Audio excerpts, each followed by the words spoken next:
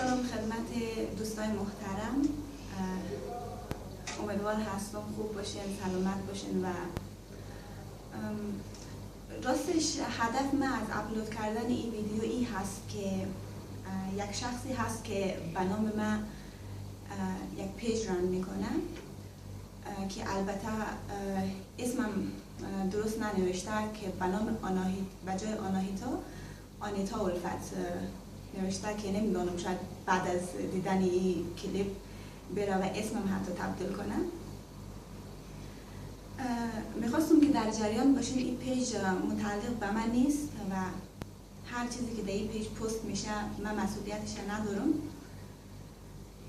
تقریبا این پیج نزدیک به 26,000 تا لایک دارم که از شما خواهش میکنم که کسایی که این کلیپ رو میبینن و این پیج لایک کردن برن انلایک کنن و بعد از رپورت کنن.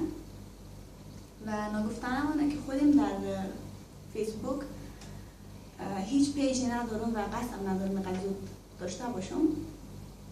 خودم در فیسبوک فقط یک اکاونت دارم که بعضی وقتا چیزای مربوط به خودم پست میکنم که متاسفانه این شخص خیلی زود حتی کمتر از 5 دقیقه چیزای من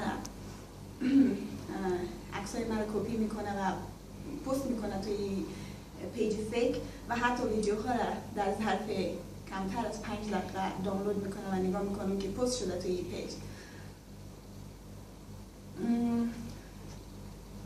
و دوستم ندارم که توهین کنم به این شخص چون در شأن خودم نمیبینم و میدانیم که توهین کردن به فرد دیگر نشان دادن شخصیت خود آدم هست.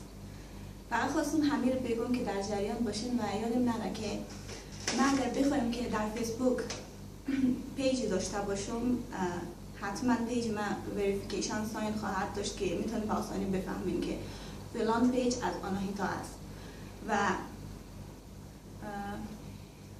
خیلی دوستتان دارم. امیدوار هستم که